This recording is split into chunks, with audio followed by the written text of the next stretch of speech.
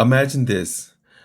It's Monday morning and you're already running late for a meeting with upper management. Your inbox is overflowing. A team member just called out sick, and your phone won't stop buzzing with emails from clients. You haven't had breakfast, let alone a moment to breathe. As you sit at your desk, the weight of responsibilities start pressing down on you. Sound familiar? Now, let me ask you this. In the middle of all this chaos, when was the last time you paused to check in with yourself? Not your schedule, not your team, but you. If you're struggling to remember, you're not alone. Many managers are so focused on keeping everything afloat that they forget to prioritize their own well-being. But here's the thing. You can't pour from an empty cup. And that's what today's episode is all about. Learning how to refill that cup with intentional self-care so you can show up as your best self, both personally and professionally. Hi, my name is John E. Braun. I'm a master's mindset life coach and certified leadership and behavioral consultant, and I'd like to welcome you to today's podcast, A Manager's Guide to Self-Care, presented by Anthem EAP in partnership with Tri-County Schools Insurance Group. Today, we're diving into a topic that often gets overshadowed by deadlines, meetings, and the hustle and bustle of leadership: self-care. Yes, self-care isn't just a buzzword. It's a necessity, and especially for managers. As leaders, we often find ourselves at the intersection of high expectation and constant demands. Today, we'll explore practical, actionable strategies to help you care for yourself while staying effective in your role. Think of it as putting on your oxygen mask first so you can better support those around you. Let's start with why self-care is essential for managers. It's not just about avoiding burnout, though that's critical. Self-care helps us build resilience, boost our immune systems, and prioritize our mental health. These aren't just personal benefits. They also make us better at our jobs. A well cared-for manager is more likely to inspire, support, and lead effectively. And here's a reality check: the martyr syndrome. The idea that working yourself to the bone proves your dedication. It's a myth. It's a fast track to burnout, not success. So if you want to help your team thrive, start with yourself. Where does the stress come from? As managers, we face pressures from all directions: upper management, direct reports, clients, continuous organizational changes, even our own goals and aspirations. Add external factors like the economy or family responsibilities, and no wonder stress levels can feel overwhelming. Recognizing these stressors, however, is the first step towards addressing them. Think about your biggest challenge. Is it time management? Breaking negative habits?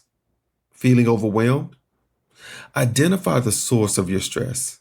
That helps you focus on solutions rather than being consumed by the problem. Next, let's talk about building a self-care regimen. Consistency is key when it comes to self-care. A holistic approach, one that integrates mind, body, and soul, can make a real difference. Start each day with intention. It could be a mindfulness exercise, journaling, or even taking a few deep breaths. Find your way to incorporate self care throughout your day. And here are some ideas. First, sleep. Maintain a regular sleep routine. Aim for restful, uninterrupted sleep and wake up at the same time each day. Next, exercise. This doesn't mean hitting the gym for hours on end. A 30-minute walk, a quick swim, or even a game of tennis will work wonders. Lastly, eating. Plan your meals. A balanced diet with plenty of nutrients fuels the body and the mind for the challenges ahead. I also encourage that you create both a formal and an informal self care regimen. A formal self care regimen is something that requires a certain context. It requires an individual to go to a specific place at a specific time, utilize specific equipment in order to practice the self care technique. For some, it's going to their place of worship if they are practitioners of a particular faith. For others, it's going for a walk on a particular walking trail that they really enjoy. Or it's writing in that specific journal with that specific pen that they keep stored in a very specific location in their home. A formal self care regimen provides infrastructure for your life that can create a sense of stability and normalcy. Next, I recommend that you create an informal strategy. These strategies can be implemented anywhere with little to no support.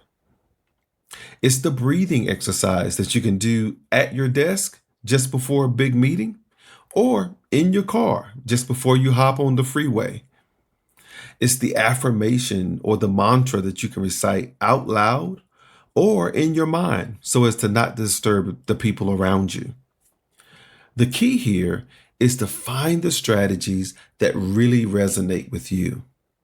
Experiment and build out your formal and your informal self care regimens by filling up your own self care toolkit with the techniques that really works for you.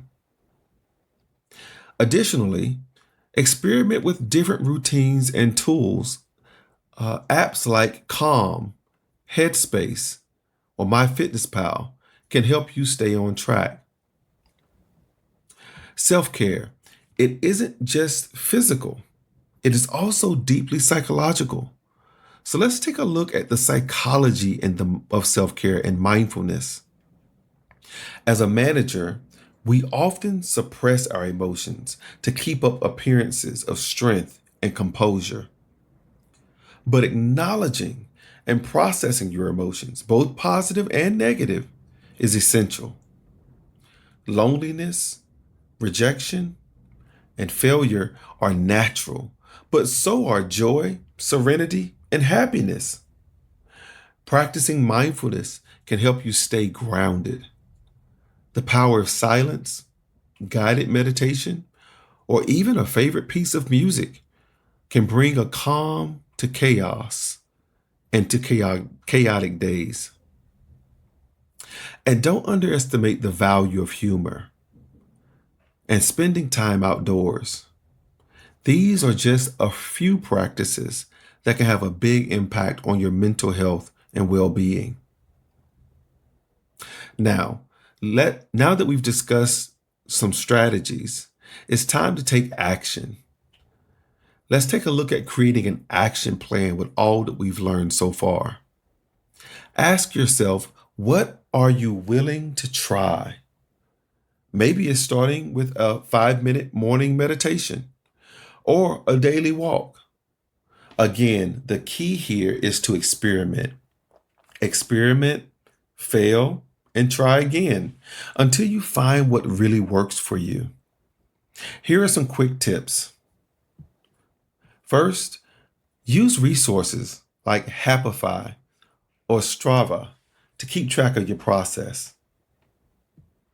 Next, build a support system, whether it's a mentor or a colleague or a friend who can hold you accountable. And lastly, remember, self-care is a journey, not a destination.